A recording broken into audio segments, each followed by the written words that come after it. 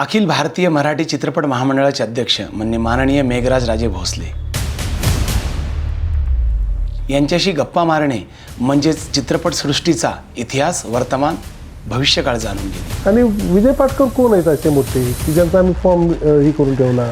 इथून पुढील मराठीचं भविष्य काय असू शकतं? ज्या विभागात तुम्ही काम करताय त्यात तुम्ही परफेक्ट आहात, तर तुम्ही याची कुठली ताकद तुम्हाला अडवू शकत नाही.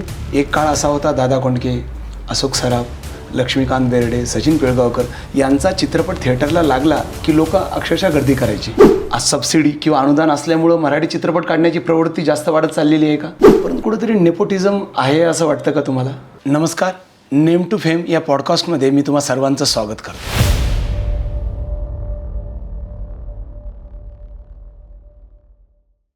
नमस्कार सर. नमस्ते. तुमचा बारामतीपासून सुरू झालेला प्रवास हा चित्रपट महामंडळाच्या अध्यक्षापर्यंत आहे, तर ह्या प्रवासाबद्दल तुम्हाला काय वाटतं सर? निश्चितच अतिशय आनंद आहे. गेली 30 वर्ष मी इंडस्ट्रीमध्ये काम करतो आहे. 1990 सालापासून मी पुण्यामध्ये शिफ्ट झालो. त्यावेळेस मी बारामतीमध्ये होतो अगोदर, ज्युनियर्स कॉलेज वगैरे, परंतु स्कूल लेवलला. नंतर पुण्यामध्ये फर्ग्युसन कॉलेजला आल्यानंतर मला एक कलाक्षेत्राची थोडी आवड झाली. आदरणीय सोनाली कुलकर्णी मॅडम सिनियर, पूजा बात्रा या माझ्या त्यावेळच्या फर्ग्युसनमध्ये बॅचमेट होत्या. त्यांनी निश्चित कलेविषयीच्या करत असलेल्या कामामुळे मला थोडं जवळून एक कलाक्षेत्र पाहण्याचा योग आला आणि तिथून पुढे मी या लोककलांचा निर्माता म्हणून, नंतर कॉर्पोरेट इव्हेंट जवळजवळ 15 राज्यामध्ये, नंतर मराठी संख्ये 14-15 मराठी नाटकांची निर्मिती, नंतर काही सिरियलची निर्मिती, चित्रपटांची निर्मिती, या माध्यमातून पुढे झाल्यानंतर टुरिंग टॉकीजपासून थिएटरचा व्यवसाय, याच्यामधून जी आवड निर्माण झाली ते आता चित्रपट महामंडळाचा अध्यक्ष. त्यामुळे हा सर्वच प्रवास मला निश्चितच आनंद देणार आहे आणि मी अतिशय देवाचा आभार मानतो. कारण अतिशय दिग्गज अशा लोकांनी भूषवलेल्या या अध्यक्षपदाच्या खुर्चीवर मला बसण्याचा योग आला. कारण फारच सिनियर्स लोक होते. मी त्यांच्या माध्यमाने माझं कामही फार थोडं आहे किंवा माझं वयही कमी आहे, परंतु त्यातून मला संधी मिळाली, त्यामुळे निश्चितच मला त्याबद्दल आनंद आहे. चित्रपट सृष्टीत करिअर करायचं म्हणजे संघर्ष करावाच लागतो आणि या संघर्षाला साथ लागते तुमच्या घरच्यांची, तर ही साथ तुम्हाला कशी मिळाली? निश्चितच माझ्या कुटुंबियांचा, माझे कुटुंब तसं परमार्थिक आहेत. माझे आई वडील हे माळकरी आहेत स्वतः. म्हणजे गावी आमच्या घरीसुद्धा नॉनव्हेज कधी चालत नाही. अशा कुटुंबात असल्यामुळं पूर्ण एक संस्कार आहेत माझ्यावर, काही बंधन आहेत. ज्ञानेश्वरी पारायण असेल, हरिपाठ असेल, पचायदान असेल, अशा सर्वच गोष्टींचं नेहमीच नामस्मरण करत असल्यामुळं ती एक संस्कृती किंवा तो एक वारसा मला मिळालेला आहे. त्यामुळं प्रथमपासूनच मी नियमात कुठे आपल्याकडून काही चुकीचं होणार नाही याची काळजी घेत काम करत राहिलो होतो. माझी पत्नीसुद्धा हेमलता राजे भोसले, यासुद्धा माझ्या आत्यांचीच मुलगी असल्यामुळे त्यांनाही सर्व या गोष्टींबद्दल माहिती होती. त्यांनीही, माझी 2 मुलेही, शिवेंद्र आणि रणवीर, हे सुद्धा अतिशय त्या संस्कारशील घरातून आल्यामुळे अतिशय वेगळं वातावरण होतं आमच्याकडं. परंतु मी या क्षेत्रात असल्यामुळे तसं ते या क्षेत्राशी कोणी रिलेटेड नाही. माझे आई वडील असतील, मिसेस असेल, मुलं असतील, परंतु त्यांचा नेहमीच मला सपोर्ट राहिला आणि त्याचमुळे मी एवढ्या मोठ्या पदावर किंवा इतकं पूर्ण वेळ या मराठी कलावंतांसाठी काम करू शकलो. बरोबर आहे. चित्रपट बनवणं ही वेगळा भाग आहे, परंतु अखिल भारतीय चित्रपट सृष्टी महामंडळाचं नेतृत्व करणं हा भाग वेगळा होता. तर मग ज्यावेळेस तुम्ही अध्यक्ष झालात त्यावेळेस तुमच्या उरी अभिमान होता का तुम्हाला जबाबदारीची एक जाणीव होती नवीन? निश्चितच ज्यावेळेस 2016 साली मी अध्यक्ष झालो, त्यामुळे एक फार मोठी जबाबदारी होती. कारण पूर्वीचा जो 50-55 वर्षाचा इतिहास पाहिला आणि त्या पदावर बसलेल्या लोकांचा इतिहास पाहिला, फार मोठे मोठे व्यक्तिमत्वांनी हे अध्यक्षपद भूषवलेलं होतं. बरोबर. अशा वेळी त्या खुर्चीवर बसणं एवढं सोपं नव्हतं. कुठलीही पदाची गरिमा न जाता आपण काम केलं पाहिजे. परंतु मला खात्री होती की काम करण्याची उर्मी असेल, आपण काम करण्याची आपली तयारी असेल तर कुठलंच काम अवघड नसतं. आणि त्या दृष्टीने मी ते चॅलेंज स्वीकारलं आणि गेली 10 वर्ष अतिशय आनंदाने महामंडळाचा अध्यक्ष म्हणून काम केलं. आणि निश्चितच माझ्या दृष्टीने, कलावंतांच्या दृष्टीने, सभासदांच्या दृष्टीने महामंडळ एक वेगळ्या उंचीपर्यंत नेण्याचा मी प्रयत्न केलेला आहे. नक्कीच सर. तुम्ही अध्यक्ष म्हणून काम करत असताना तुम्हाला अनेक आव्हाने आली असतील, त्यापैकी एखादं आव्हान सांगाल आम्हाला? अनेक प्रकार घडले जे वाटत नव्हते असे कसे होईल, की काही ज्यावेळेस आपल्या जवळचे लोक दूर जातात किंवा अचानक कुठला तरी आपल्या प्रसंग येतो, तसे अनेक गोष्टी घडल्या. तुमच्यावरती दोष लावले जातात काही. त्या प्रकारे पूर्ण पारदर्शी कारभार करून सुद्धा, एक एक रुपयाचा ऑडिट करून सुद्धा, फक्त घर बसल्या एखादा कॉमेंट्स टाकणे किंवा बोलणे किंवा आरोप करणे, याच्याबद्दल फार वाटतं. बऱ्याच वेळा काही सिनियर्स कलावंत बोलतात की यांनी काय केलं, तर त्यांनी येऊन पाहावं, माझ्याकडे लिखित आहे मी काय केलं. मी महामंडळाचे मी आलो त्यावेळेस फंड्स काय होते, मी आले त्यावेळेस सभासद किती होते, 10 वर्षात मी किती फंड्स आणले, 3 ठिकाणी महामंडळाची एवढी अद्ययावत ऑफिस स्वतःच्या प्रॉपर्टी विकत घेतली. विक्रम गोखले सरांनी विश्वासाने मला 2 एकर जागा दिली महामंडळाला, ते माझ्याकडे बघून दिलेली. अशा बऱ्याच गोष्टी केलेल्या आहेत, त्या लोक न विचार करता बेछूट आरोप करतात. याचं वाईट वाटतं फक्त, परंतु मला त्याची भीती वाटत नाही, कारण मला माझ्या लोकांवर विश्वास आहे, सभासदांवर विश्वास आहे. ज्याप्रमाणे नाट्य परिषद असेल, लोककला असेल किंवा महामंडळात मी गेली 10 वर्ष काम करतो आहे, तर तसंच काम पुढं करणार. आणि लोकांना माहिती की आपल्याला वेळेला कोण येणार आहे, की लोक कोणाचंही नाव लोकांना वाटतं हे अध्यक्ष व्हावेत, निश्चित व्हावेत, प्रत्येकाला संधी मिळावी. पण या वेळेला म्हणजे आपल्या वेळेला अडचण असल्यानंतर 24 तास काम करणारा अध्यक्ष कोण आहे हेही लोकांना माहिती आहे. त्यामुळे निश्चितच मला खात्री आहे की किती काही वाईट प्रसंग आले असे घडले पूर्वी, ते विसरून जायचे असतात. परत लोक एकत्र येत असतात, परत यायचं, परत लढायचं आणि परत लोकांसाठी काम करायचं. त्यामुळे मला त्याबद्दल काहीच वाटत नाही या जुन्या गोष्टीबद्दल. नक्कीच सर, एक छोटासा एक प्रश्न मला उद्भवला की मी मागील महिन्यामध्ये थोडं कोल्हापूरला गेलो होतो, की तसंच मी चित्रपट महामंडळाच्या ऑफिसला भेट देऊन आलो. तर थोडंसं जरा जुन्यागत ऑफिस वाटलं, थोडी डागडुजी करणं गरजेचं आहे असं मला वैयक्तिक लेवलला वाटलं. याबद्दल सर तुम्ही काय सांगाल नेमकं? नाही, आपण ते जुन्या ऑफिसमध्ये गेलाय. नवीन ऑफिस आम्ही अद्ययावत 2,500 स्क्वेअर फीटचं रेल्वे स्टेशन समोरच्या मॉलमध्ये, जिथं चंदुकाका सराफांचं दुकान आहे त्याच्या वरच्या मजल्याला घेतलेलं आहे. त्याचं इंटिरियरचं काम चालू आहे. अच्छा. पुण्यामध्ये आम्ही स्वमालकीचं ऑफिस घेतलेलं आहे. मुंबईमध्ये अंधेरी, जिथं पूर्ण फिल्म इंडस्ट्री आहे, हिंदी फिल्म इंडस्ट्री आहे, तिथं सुद्धा मराठीचं ऑफिस अद्ययावत असं आपण ऑफिस घेतलेलं आहे. त्यामुळे निश्चितच त्याच्यामधील काही गोष्टीमुळे त्यांची थोडी कामं रखडली होती, पण 3 प्रॉपर्टी झाल्या आपल्या महत्त्वाच्या, ते अतिशय मोठं काम झालं असं मला वाटतं. खूप मोठी गोष्ट आहे, कारण 3 ऑफिस होणं, त्यात मराठी चित्रपट महामंडळाचे. बिलकुल. आज आपण बघतोय की मराठी चित्रपटाचं जगभर कौतुक होतंय, पण थिएटरमध्ये प्रेक्षक आणायला दिग्दर्शकाला खूप प्रयत्न करावा लागतो. मग या परिस्थितीकडे तुम्ही कसं बघाल सर? नाही, मराठी प्रेक्षक चांगल्या चित्रपटाला निश्चित येतो. आपण आता बरेच उदाहरणं बघतो. तर आपण प्रमोशन चित्रपटाचं प्रॉपर केलं पाहिजे, कलावंतांनी प्रमोशनसाठी वेळ दिला पाहिजे. आपण ज्या प्रकारे निर्मितीसाठी बजेट ठेवतो त्याप्रमाणे प्रमोशनसाठी बजेट ठरवणं निर्मात्यांनी गरजेचं आहे असं मला वाटतं. कारण निर्माता हा बजेट त्याला देताना प्रोडक्शनवाले फक्त टिल सेन्सॉर असं बजेट देतात आणि त्याला वाटतं की अरे पिक्चर काढायचं म्हणजे एवढाच खर्च आहे. पण तेवढंच बजेट, त्याच्या निम्म्यापेक्षा जास्त बजेट हे वितरणावर पाहिजे. वितरण असेल तर तुमचा चित्रपट लोकांपर्यंत पोचला पाहिजे, नवीन नवीन टॅक्टिक्स वापरल्या पाहिजेत, त्यासाठी तुमचे प्रोमोज गेले पाहिजेत, थिएट्रिकल रिलीजसाठी थिएटरमध्ये ट्रेलर्स गेले पाहिजेत, वेगवेगळ्या प्रिंट मीडिया, इलेक्ट्रॉनिक मीडियामध्ये तुमचे राईटअप आले पाहिजेत, तुमचे प्रोमो दिसले पाहिजेत. तर अशा गोष्टी करणं गरजेचं आहे मला वाटतं. त्यामुळं वितरणात आपण कमी पडतोय, तर निर्मात्यांनी त्याची काळजी घेतली पाहिजे असं मला वाटतं. बरोबर सर. आता आपण बघतोय की OTT प्लॅटफॉर्म हे फार जास्त झालेत, मल्टिप्लेक्स आहेत. यामुळं मराठी सिनेमाला थिएटर मिळत नाही असा लोकांचा एक आम्ही बघतोय की असा प्रश्न असतो दिग्दर्शकांचा वगैरे, की आम्ही मराठी सिनेमा काढतो परंतु आम्हाला थिएटरच मिळत नाही.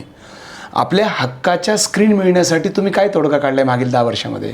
नाही, निश्चितच आम्ही तर त्यासाठी माननीय सांस्कृतिक मंत्री आणि माननीय जे आपल्या ST महामंडळाचे परिवहन मंत्री यांच्याशी सुद्धा आम्ही प्रयत्न करून प्रत्येक तालुक्याच्या ठिकाणी ST स्टँडच्या परिसरात असेल किंवा इतर एरियामध्ये शासनाकडून जागा घेऊन त्या ठिकाणी छोटे छोटे थिएटर्स निर्माण करणे, ज्याच्या माध्यमातून 100% जो प्रेक्षक वर्ग ज्याला चित्रपट पाहायचा आहे त्याला तिथं पाहायला मिळत नाही, त्याला सिटीमध्ये तो येऊ शकत नाही जिल्ह्याच्या ठिकाणी, तर तिथे जर तुम्ही ते इन्फ्रास्ट्रक्चर उभा केलं तर त्यातून निर्मात्यांना शेअर होईल. आणि निश्चितच निर्माता आता म्हणतो की नाही थिएट्रिकल काहीच रिटर्न्स येत नाहीत, तर ते होणार नाही. थिएट्रिकल 100% रिटर्न्स येतील. त्यामुळे पहिला प्रेफरन्स असेल की ते उभा करणे असं मला वाटतं. बरोबर सर, ते देखील आहे. आणि जर चित्रपटाकडे जर आपण बघितलं तर एक गोष्ट आपल्याला कळते सर, की मराठी सिनेमाला अनुदान मिळतं. असा एक चर्चेचा खूप सारा मोठा विषय असतो की अनुदान मिळतं म्हणून मूव्ही काढा किंवा एखादा पिक्चर काढा. तर असं सबसिडी किंवा अनुदान असल्यामुळं मराठी चित्रपट काढण्याची प्रवृत्ती जास्त वाढत चाललेली आहे का? आता तसं पाहिलं तर अनेक निर्माते हे अनुदान पाहून येतात, परंतु माझी एक नंबर विनंती की मी स्वतः एक निर्माता आहे. चित्रपटाला अनुदान मिळतं म्हणून तुम्ही चित्रपट काढू नका. तुम्ही दर्जेदार चित्रपट बनवला तर तो थिएट्रिकली उत्पन्न देऊ शकतो. तुम्हाला त्याचे सॅटेलाईट राईट जातात, तुमचे त्याच्यावर OTTवर फिल्म जातो, इंटरनॅशनल फेस्टिवलमधनं गव्हर्नमेंटच्या अवॉर्ड्समधून सुद्धा तुम्हाला चांगला इन्कम होऊ शकतो. त्यामुळं फक्त अनुदान मिळतं म्हणून चित्रपट निर्मिती करायची आणि अनुदान नाही मिळालं तर संपूर्ण लॉस खायचा. यापेक्षा चांगली कलाकृती बनवा. अनुदानाचा विषय डोक्यात ठेवू नका. उलट अनुदान पेक्षा इन्फ्रास्ट्रक्चर आणि पब्लिसिटीच्या माध्यमातून सुद्धा शासनाने निर्मात्यांना मदत करावी यासाठी माझा प्रयत्न आहे की अनुदान तर असावंच, पण त्याचबरोबर पोस्ट प्रोडक्शन असेल, त्यात काही फॅसिलिटी देता येतील का, ज्या पब्लिसिटी आहे त्यामध्ये शासन काय मदत करेल का. तर यासाठी जर सपोर्ट मिळाला तर निश्चित निर्माता होईल आणि अनुदानावर विसंबून राहणार नाही असं मला वाटतं. म्हणजे एकंदरीत तुम्ही जे आता मला बोललात त्यावरनं मला असं दिसतं, मराठी चित्रपटसृष्टीचे दिवस बदलण्यासाठी कुठे सुधारणा व्हायला हवी, तर त्यामध्ये 3 मुद्दे आपण प्रकर्षाने आपल्याला जाणवतात. चित्रपटाच्या बजेटमध्ये, त्याच्या वितरणामध्ये की सरकारी नियमांमध्ये. नाही, या सर्वच गोष्टींवरची गरज आहे. तुमचं कुठली निर्मिती करताना ती कलाकृती किती मासपर्यंत जाणार आहे याचा विषय आपल्याला समजला पाहिजे. त्याच्यावर अभ्यास करणं निर्मात्याने गरजेचं आहे.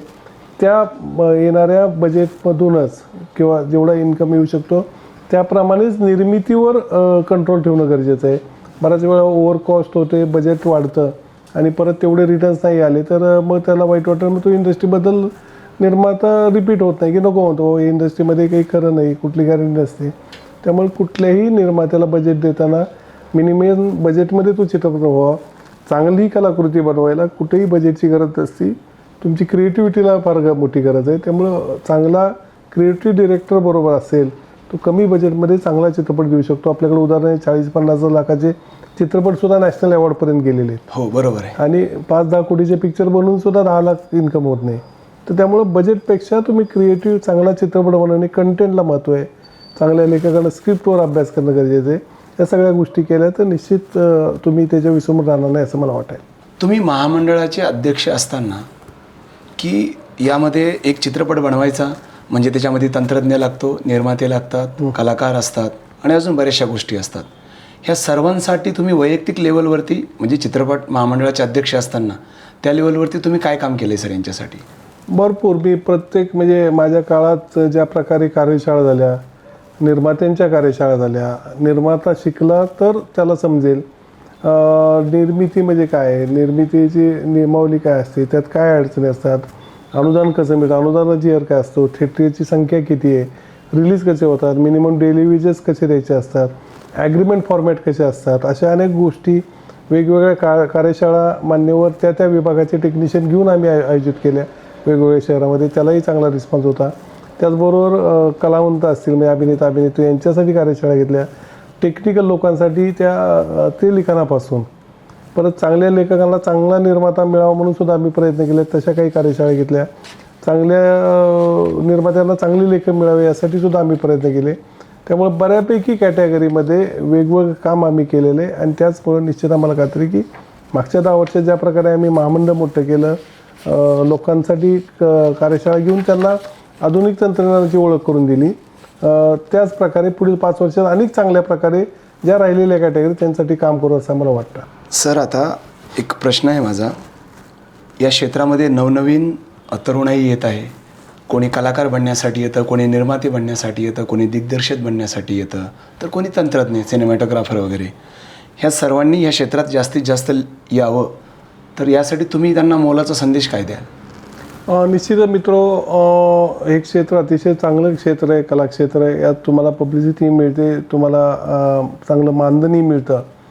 परंतु हे करत असताना आपण त्या ज्या डिपार्टमेंटमध्ये आपल्याला आवड आहे, मध्ये ते टेक्निकल सर्व डिपार्टमेंट असतील, इतर डिपार्टमेंट असतील, अभिनयामध्ये असतील किंवा क्रिएटिव्हिटी रायटरपासून असे सगळे वेगवेगळे लोक असतील, तर यात निश्चित तुम्हाला कशात इंटरेस्ट आहे त्यामध्ये तुम्ही मास्टरकी करा, त्यामध्ये चांगलं शिकून घ्या, चांगल्या लोकांना असिस्ट करा, चांगल्या लोकांच्या चित्रपटात काम करा. एका रात्रीत हिरो बनत नाही, ते जास्त काळ टिकतही नाही. त्यासाठी मेहनत करा, रंगभूमीवर काम करा, प्रत्येक चांगल्या चांगल्या मोठ्या लोकांकडून मार्गदर्शन करा, त्याच्या कार्यशाळा अटेंड करा. हे करत असताना आपल्याला ज्या क्षेत्रात काम करायचे आहेत त्या सातत्याने त्या क्षेत्रावर विसंबून राहून काम केलं आणि भविष्यात अपयश आलं तर तुम्ही फार फ्रस्ट्रेट होण्याची वेळ येते. तर अशावेळी तुम्हाला एखादा साईड बिझनेससुद्धा ठेवणं गरजेचं आहे. कलाकार हा फक्त कलेवर काही बोटा मोजणारे एवढे लोक जगू शकतात, त्यांना चांगलं मानधन मिळतं. परंतु इतर कलावंतांना तो प्रॉब्लेम येतो. तर अशा कलावंतांनी त्याला एक आपण जोडधंदा याप्रमाणे कलाकारांसाठी असे जोडधंदे काय करता येतील की तो कलाक्षेत्रात काम करत असताना इतर व्यवसायही करू शकतो आणि तो पार्ट टाईममध्ये करू शकतो की त्याची कला सांभाळत. तर माझं म्हणणं फक्त एक क्षेत्रावर विसंबून न राहता तुम्ही इतरही तुमचा बेस तयार करा, चांगलं शिक्षण घ्या, चांगल्या ठिकाणी जॉब करत करत हे करा, बिझनेस करत करत हे करा. परंतु एखादा साईड बिझनेस ठेवावा जेणेकरून आपल्या कुटुंबाची संपूर्ण जबाबदारी आपल्यावर असते. आणि कलाक्षेत्रात कुठलीही तुम्हाला गॅरंटी नसते, जॉब गॅरंटी नसते, अतिशय असंघटित असं क्षेत्र आहे. तर यासाठी सावधतेने पाऊल उचलावे असं मला तरुणांना सांगावंसं वाटतं. कुठेतरी हा देखील प्रश्न, आता तुम्ही सांगितले की नवीन नवीन तरुणाला तुम्ही या क्षेत्रामध्ये या, परंतु कुठेतरी नेपोटिझम आहे असं वाटतं का तुम्हाला? नाही, असं काही नसतं. चांगल्या कलावंतांना निश्चित योग्य ठिकाणी संधी मिळते. आपला थोडा गैरसमज होतो की आपल्याला संधी नाही मिळाली म्हणजे असं काहीतरी घडतं. तर तो विचार न करता आपण आपल्या कामावर प्रामाणिक असावं. आपल्याला पूर्ण गॅरंटी असेल की तुम्ही असलेले ज्या विभागात तुम्ही काम करताय त्यात तुम्ही परफेक्ट आहात, तर दुनियाची कुठली ताकद तुम्हाला अडवू शकत नाही. अशा गोष्टी कोणी करायचा प्रयत्न करत असेल तर त्याच्याही तुम्ही पुढे जाऊ शकता. तुम्ही स्वतःची इमेज डेव्हलप करू शकता, स्वतःचं एक क्षेत्र बनवू शकता. त्यामुळं अशा काही गोष्टी घडत असल्या तरी त्याची कुठे भीती बाळगता कामा नये. अशा गोष्टी घडणार नाही याची काळजी घ्यायची आणि स्वतःला परफेक्ट करा. दुनियात तुम्हाला कोणीच अडवू शकणार नाही असं मला वाटतं. बरोबर सर, अगदी. सर, इथून पुढील मराठीचं भविष्य काय असू शकतं? मराठी चित्रपट महामंडळाचं भविष्य, ज्या आधारे मराठी चित्रपट सुरू होतो आहे. कारण आपण बघतोय सर, एक काळ असा होता, दादा कोंडके, अशोक सराफ, लक्ष्मीकांत बेर्डे, सचिन पिळगावकर यांचा चित्रपट थिएटरला लागला की लोक अक्षरशः गर्दी करायची. तुम्ही तो काळही देखील बघितलेला आहे. परंतु आता तसे कलाकार कमी बनत आहेत का? म्हणजे कुठं काय कमतरता वाटते तुम्हाला अशी? नाही, निश्चितच अजूनसुद्धा चांगल्या चांगल्या कलाकृती होतात. अजूनसुद्धा पूर्वीप्रमाणे चित्रपटगृहामध्ये चांगल्या चित्रपटांना गर्दी होते. आता प्रॉब्लेम थोडा असा आहे की कलावंत जे अभिनेता अभिनेत्री आहेत पूर्वी फार दुर्मिळ पाहायला मिळायचे. कधीतरी वर्षातनं त्यांचा चित्रपट यायचा. जास्त चित्रपट निर्मिती होऊ लागले. ते लोक नाटकामध्ये दिसू लागले, ते लोक तुम्हाला एखाद्या इव्हेंटमध्ये दिसू लागले. त्यामुळे कलाकार हे कॉमन झाले. त्यामुळं खास एखाद्या कलावंताला बघण्यासाठी आपल्याला चित्रपटगृहामध्ये जायचं आहे. तर मला या माध्यमातून सांगायचं की कलावंतांनी, मराठी कलावंतांनी एक स्वतःची इमेज, स्वतःचे फॉलोअर्स जपले पाहिजेत. आता भविष्यात कुठल्याच कलाकारांना घेऊन चित्रपट चाललं असं नाही, अशी वेळ येईल. तर त्यामुळे कलाकारांनी सुद्धा केलं. कलाकार आजकाल प्रमोशनला येत नाही चित्रपटांना, ते केलं पाहिजे. आपण स्वतःचा एक फॅन क्लब तयार केला पाहिजे जेणेकरून तो चित्रपटाला प्रमोटला ही भेटेल. आणि जास्त कॉमन होऊ नका तुम्ही. कॉमन झाल्यामुळे तुम्हाला जे चित्रपटामध्ये पाहायचं आहे त्या लोकांचं अट्रॅक्शन कमी होईल आणि निश्चितच त्याचा तोटा हा निर्मात्याला होईल असं मला वाटतं. त्यामुळे कलावंतांनी ती काळजी घ्यावी असं मला वाटतं आहे. मग सर, आत्ताच तुम्ही 2 शब्द मला बोललात की एक फॉलोअर्स आणि एक स्वतःचं एक बेस तयार झाला पाहिजे तुमचा. मग हे फॉलोअर्सवरनं आठवलं सर, तमाम महाराष्ट्रामध्ये नसूनच तर मग भारतामध्ये, परंतु आपण आता मराठीचंच बोलूया. आपल्या मराठीमध्ये reel star, content creator, bloggers अशा पद्धतीचे भरपूर इन्स्टावरती आपण बघतोय, यूट्यूबवरती बघतोय की जे त्यांची ते कलाकारी दाखवतात. आणि आपण कुठंच त्यांच्या कलाकारीला कमी नाही समजू शकत. कारण आज म्हणजे नृत्यामध्ये असतील कितीतरी ज्यांचे 1-1, 2-2 मिलियन्स फॉलोअर्स आहेत, किंवा त्यांची कोणी जसं आपलं लाफ्टर चॅलेंज वगैरे त्या पद्धतीनं कोणी हे करतं. तर मग अशा सर्वांना एकत्र आणण्यासाठी एखादं महामंडळ असावं, किंवा जर एखादं महामंडळ महाराष्ट्रात असेल तर तुम्ही अशा महामंडळाला सपोर्ट कराल का? निश्चितच कला क्षेत्र वेगवेगळे प्रयोग होत असतात, बदलत असतात. आता अट्रॅक्शन रील स्टार या लोकांचंही भरपूर आहे. बरेच लोक यात काम करतात. यातून एक ग्रामीण कलावंतांना ज्याला कुठे स्क्रीन मिळत नव्हती किंवा स्टेज मिळत नव्हतं, तो स्वतः व्यक्त होऊ लागला आणि त्यांना चांगले फॉलोअर्स मिळतात, चांगली प्रसिद्धी मिळते. परंतु अशासाठी सुद्धा एक महामंडळ पाहिजे. आम्ही भविष्यात विचार करू की चित्रपट महामंडळावर त्यात असोसिएशन काय करता येईल, त्यांना कशा प्रकारे समाविष्ट करण्यात येईल. त्याचबरोबर असे जर झाले व्यक्ती, असे कलाकार, फक्त या कलावंतांनी सातत्य जपलं पाहिजे. कारण प्रसिद्धी तात्पुरती असते. आपण पाहिलं की लाखो करोड फॉलोअर्स असतात, परंतु तो व्यक्ती एखाद्या इव्हेंटला आला तर 100 लोकसुद्धा येत नाहीत, किंवा त्या व्यक्तीला चित्रपटात घेतलं तर तो चित्रपट पाहायला कुणी येत नाही. तर ते जपणं फार गरजेचं आहे. त्यामुळं आपण म्हणतो नाही, ऑर्गॅनिक फॉलोअर्स किती आहेत, बरोबर आहे, ते सुद्धा आपण पाहिलं पाहिजे. निश्चितच अशा लोकांना भवितव्य चांगलं आहे, पण तात्पुरत्या प्रसिद्धीला जाता लोकांनी तेवढ्यापुरतं एंटरटेनमेंट न पाहता तुम्ही तुमच्या त्या कलेचा फायदा त्या निर्मात्याला व्हावं, चित्रपटात त्यांनी यावं. तेव्हा अशासाठी सुद्धा एक महामंडळ एकत्रितपणे आणणं, त्यांच्यावर काही गोष्टी त्यांना शिकवणं, त्यांना मार्गदर्शन करणं, यासाठी असं महामंडळ आलं तर निश्चितच चांगलं होईल असं मला वाटतं. अगदी बरोबर सर. सर, आता एक शेवटचा प्रश्न, आपण शेवटच्या टप्प्याकडे आहोत. इथून पुढील मराठी चित्रपटसृष्टीचं भविष्य काय असेल? नाही, निश्चितच ज्यावेळेस मी फिल्म फेडरेशन ऑफ इंडियाच्या माध्यमातून भारतभर फिरतो, ते अजूनही मराठी लिटरेचर असेल किंवा मराठी फिल्म्स बनतात, मराठी कंटेंट वापरले जातात, त्याबद्दल अतिशय लोक आदराने बघतात, स्तुती करतात. वेगवेगळ्या राज्यामध्ये जरी ते कमर्शियली इकॉनॉमिकली पुढे असले तरी कंटेंटच्या बाबतीत अजूनही मराठी चित्रपट, मल्याळम चित्रपट याचा एक दर्जा पाहिला जातो. आपलं एक फार मोठं आपल्याला कलावंतांचं एक टेक्निकल मराठी स्टेजचे कलावंत असल्यामुळं यालाही फार मोठी किंमत इतर राज्यामध्ये आहे. त्यामुळे हे असं वाटतं की मला निश्चितच मराठीमध्ये जे नवीन कंटेंट येतात, वेगवेगळ्या विषयावर मराठी चित्रपट भाष्य करतो, अनेक विषय तरुण कलावंत, तरुण टेक्निशियन्स येत आहेत, अतिशय चांगले टेक्निकली चित्रपट बनवले जातात. त्यामुळं भविष्यात मराठी चित्रपट अतिशय त्याला भवितव्य चांगलं आहे. अनेक लोक निर्मितीमध्ये येतील, चांगली निर्माते होतील, त्यांना आउटपुटही चांगले मिळेल. या माध्यमातून एवढं सांगेल की अशा सर्व नवीन क्रिएटिव्ह कंटेंट रायटर असतील किंवा डिरेक्टर असतील किंवा टेक्निशियन असतील, यांना सपोर्ट करणं आपलं काम आहे. कारण मराठी चित्रपटसृष्टीचं भवितव्य निश्चितच चांगलं आहे असं मला वाटतं. अगदी बरोबर सर. आम्ही कित्येक दिवसापासून तुमची वेळ घेत होतो. आता राजकारणाची सुरुवात तर म्हणता येणार नाही. आता 7 तारखेला इलेक्शन्स आहेत चित्रपट महामंडळाचे. त्या दिवशी नक्कीच तुमच्या केलेल्या कार्याची पावती ही तुम्हाला मिळणार आहे. गेली 10 वर्ष ती कार्याची तुम्हाला पावती मिळालेली आहे. परंतु सर, एक थोडंसं याच्यासाठी एक प्रश्न माझा असा थोडासा तुम्हाला आहे की जे काही राजकीय वर्तुळ आहे याच्यामध्ये थोडंसं असं वाटतं का सर तुम्हाला राजकारणाचा थोडा हस्तक्षेप होतोय म्हणून याच्यामध्ये काही? कलाक्षेत्र असं आहे की आपण नेहमी म्हणतो कलेला राजाश्रय हवा. राजकीय लोकांना कधीच इंटरेस्ट असं या गोष्टीत नसतो, ते आपल्यापासून अलिप्तच असतात. परंतु काही चांगल्या गोष्टीसाठी तर त्यांचा सपोर्ट असावा लागेल.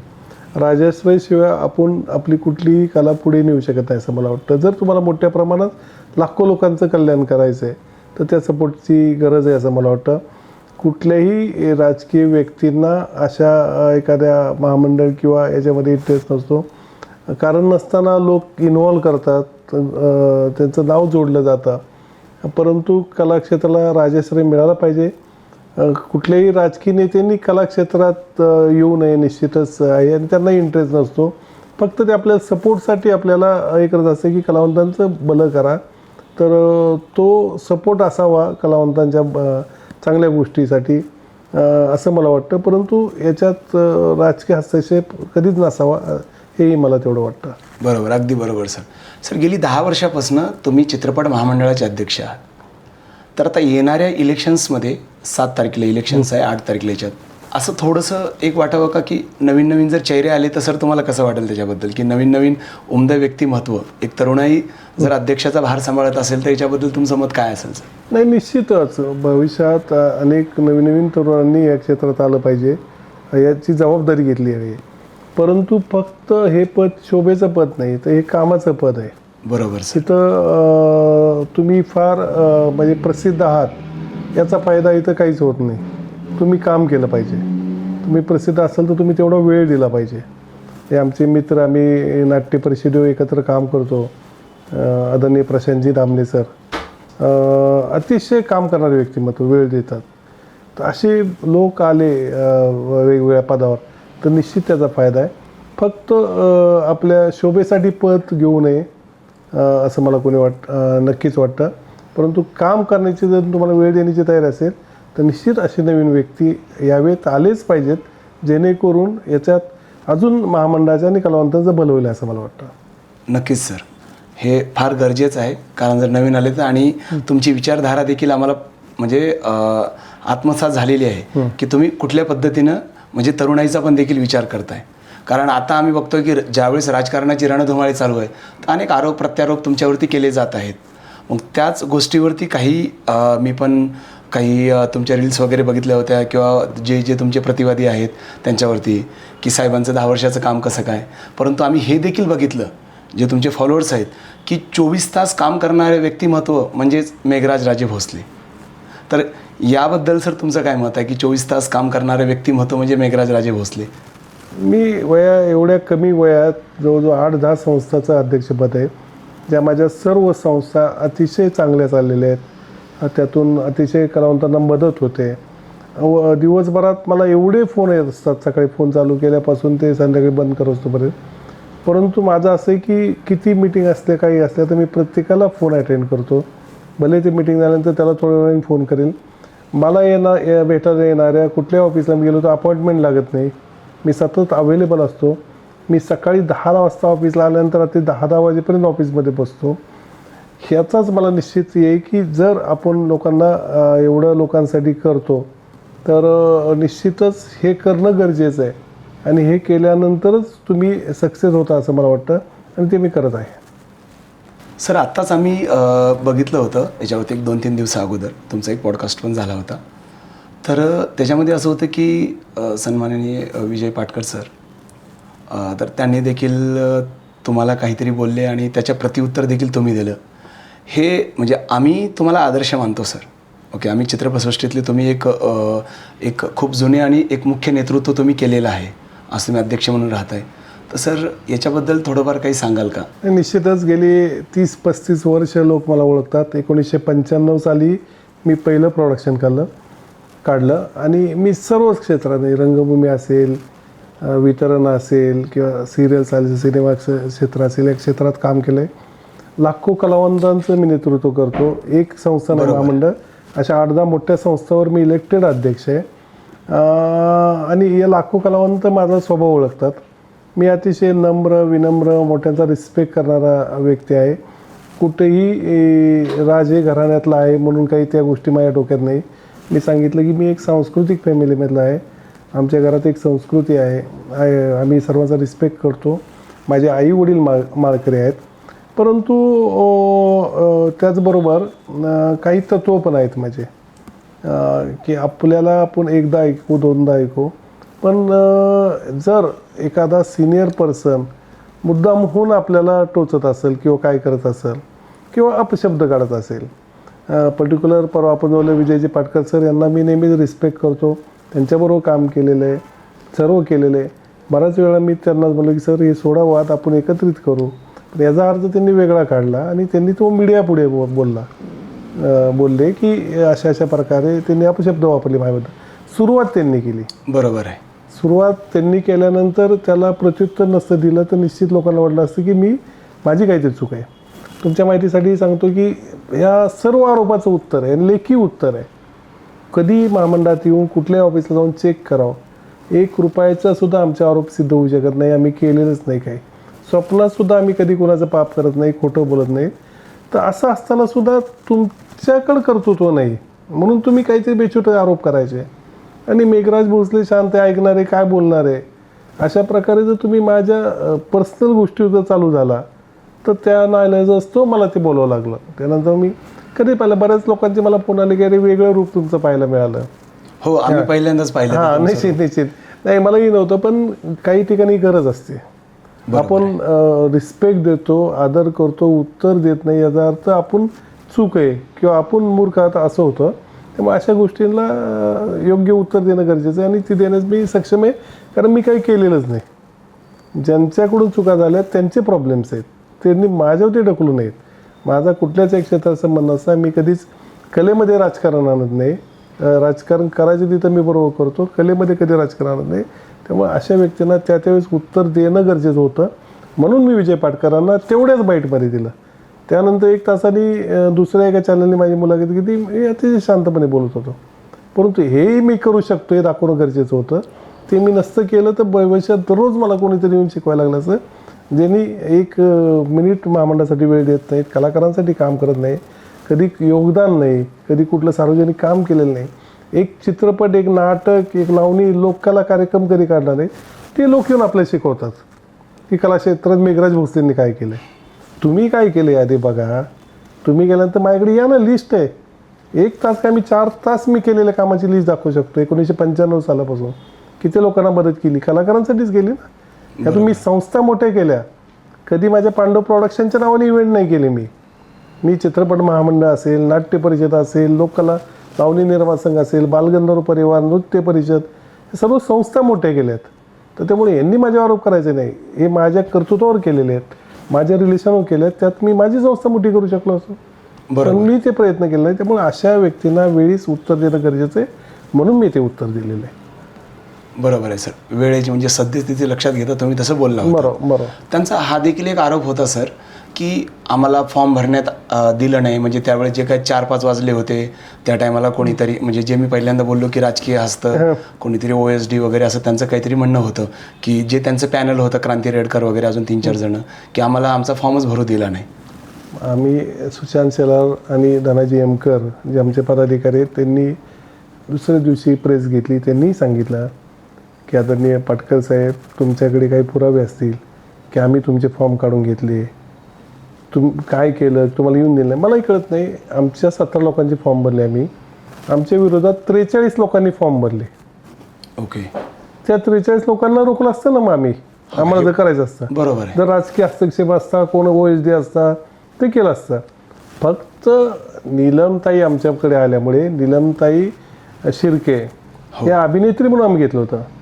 नीलम शिर्के सामंत म्हणून नव्हतं घेतलं आम्ही. अच्छा.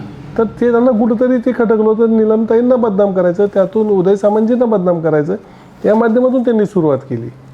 हे फार मोठी लोक आहेत, त्यांना काही इंटरेस्ट नसतो. आम्हाला अभिनेत्री नव्हती गटामध्ये, म्हणून आम्ही सर्वांना, वर्षाताईंना मी आधी विचारलं, वर्षाताई अगोदर नको म्हटल्या, परत म्हटल्या त्या दिवशी, तोपर्यंत नीलमताईंचा फॉर्म भरला होता. यातून मग वर्षा उसगावकरांचा फॉर्म भरून दिला आम्ही नीलमताईंच्या विरोधात. आणि विजय पाटकर कोण आहेत असे मोठे की ज्यांचा आम्ही फॉर्म ही करून ठेवला? असं कुणी केलेलं नाही. फक्त गैरसमज करवणे, लोकांमध्ये सेलिब्रिटी म्हणून काहीतरी वेडेवाकडे त्याला वळण देणे, हा उद्देश काही लोकांचा होता. आणि ते लोकांनाही कळलं की हे खोटं होता, आरोप खोटा आहे. त्यामुळे त्यातून काही त्यांचं साध्य झालं नाही. उलट त्यांची बदनामी झाली की अशा व्यक्तीने, जबाबदार व्यक्तीने, जे महामंडळाचे अध्यक्ष राहिलेले, तर त्यांनी असे खोटे आरोप करायला नव्हते पाहिजे. पण दुर्दैवाने तेच खोटे पडले, हे मला कळलेलं आहे. बरोबर आहे. एक छोटासा प्रश्न सर, समजा नीलमताई इलेक्शन्समध्ये आहेत ना, त्यांचा फॉर्म भरलेला आहे. नाही, त्यांनी विड्रॉल केला. हा, त्यांनी विड्रॉल केल्यानंतर समजा त्या जर राहिल्या असत्या आणि त्या जर अध्यक्ष झाल्या असत्या, तर तुम्हाला चाललं असतं कसं? म्हणजे नाही, निश्चितच. का होऊ नये? नीलमताई ज्या आता संस्थेवर काम करतात, म्हणजे तुम्ही बालरंगभूमी परिषद जाऊन बघा, आमच्या नाट्य परिषद नियामक मंडळावर आहेत.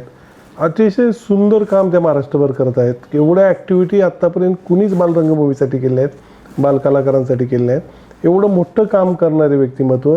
आणि त्यांनी कधीच मी एका मंत्र्यांची मिसेज आहे असा कधीच रुबाब दिला. अतिशय सामान्य, नम्र अशा त्या अभिनेत्री म्हणून तर आम्ही घेतलं ना. बरोबर. आम्ही मंत्र्यांची मिसेज आहे म्हणून घेतलं नाही, त्यांचं काम पाहिलं. मी स्वतः त्यांच्यावर काम करतोय नाट्य परिषदेमध्ये. तर ती व्यक्ती एवढी ॲक्टिव्ह आहे त्यातून निश्चित ज्या प्रकारे त्यांनी नाईलाज असतो विड्रॉल केला, त्या 100% जिंकून आल्या असत्या. परंतु त्या म्हटलं नाही, जिथं हा मोठेपणा आहे. त्यांनी सांगितलं की जिथं नाही, वर्षाताईंचा फॉर्म होता मला माहिती नाही, माझा फॉर्म भरल्यानंतर वर्षाताईंचा भरला गेला 5 वाजता. आणि हे मला कळल्यानंतर मला एवढे सिनियर पर्सनबरोबर कधीच काही फाईट करायची नाही. आणि वर्षाताई आमच्या तर लास्ट इयरच्या संचालक होत्या, आमचेही फार अतिशय चांगले संबंध. मी स्वतः वर्षाताईंना विचारलं, त्यामुळं वर्षाताई आणि नीलमताईंच्या बोलणं मीच करून दिलं. वर्षाताई म्हणत होत्या नीलमताईला की तू नको माघारी घेऊ, मी माघारी घेते. नीलमताई म्हणायचे नाही मी माघारी, वर्षाताई म्हणायचे मी. एवढ्या दोघींचं एकमेकांवर रिस्पेक्ट होता, सगळं होतं. परंतु काही लोकांना हे घडवायचं होतं. अच्छा. हां, त्यामुळे त्यांनी मीत कमी राजकारण यात आणलं, हे आणलं. आणि मग ते नीलमताई म्हटल्या नको मेघराजी, की माझ्यामुळे तुम्हाला त्रास होता कामा नये, मी विड्रॉल करते. वर्षाताई सिनियर आहे, त्यांना रिस्पेक्टफुली आपण संचालक करू, तुमच्यावर काम केले भविष्यात राहतीलच. आणि मी संचालक नसली तरी मी तुमच्याबरोबर असणार आहे. महामंडळ आपण चांगल्या मोठ्या प्रमाणात नेऊ. त्यामुळं नीलमताईबद्दल आमचं काहीच नाही. आणि त्याचा अध्यक्ष झाले असतं तर मला निश्चित आनंदच झाला असता. एक चांगली सक्षम महिला अध्यक्ष निश्चित व्हावी. महिलांना आपण सगळीकडे देतो, परंतु सक्षम महिला असणं गरजेचं आहे. हे पण गरजेचं आहे तितकं. म्हणजे तुम्ही पूर्वी कुठल्या संस्थेवर काम केलं आहे का, केलं असेल तर काय केलं हे दाखवता आलं पाहिजे. किती वेळ दिला हे तुम्हाला दाखवता आलं पाहिजे, तेवढा वेळ देता आला पाहिजे. चित्रपट महामंडळाचा अध्यक्ष होणं म्हणजे ही काही बावलाबावलीचा खेळ नाही आहे, एवढं सोपं नाही आहे. तिथं पूर्ण वेळ काम करावं. म्हणजे असं लोकांची धारणा आहे की अध्यक्ष झालं म्हणजे संपलं, आता काही अडचण नाही, नाही. एवढं सोपं नाही आहे. तर नीलमताई अतिशय सक्षम त्यासाठी उमेदवार होत्या अध्यक्ष होण्यासाठी, आणि त्यांनी महामंडळ अतिशय पुढं नेलं असतं. पण आपलं दुर्दैव की अशा व्यक्ती यापासून दुरावल्या गेल्या. परंतु आम्ही त्याला दूर जाऊन देणार नाही. इलेक्शननंतर त्या निश्चित आमच्याबरोबर काम करतील असं मला खात्री आहे. नक्कीच सर, अगदी बरोबर सर. सर तुम्ही वेळेतला वेळ काढून आपण आमच्या इथे आलात आणि आमच्या प्रेक्षकांना तुमच्यामुळे भरपूर सारी माहिती मिळाली. चित्रपट सृष्टीचा इतिहास देखील कळाला. आणि त्याचबरोबर आता इथून पुढं नक्कीच मराठी चित्रपटसृष्टीला एक नवीन दिशा मिळेल पुढच्या 5 वर्षात ते 10 वर्षामध्ये. आणि तुमच्यासारख्याच एका नेतृत्वाची आम्हाला नक्कीच गरज आहे. तुमच्या पुढील कारकिर्दीसाठी सर मनापासून आमच्या शुभेच्छा. धन्यवाद सर.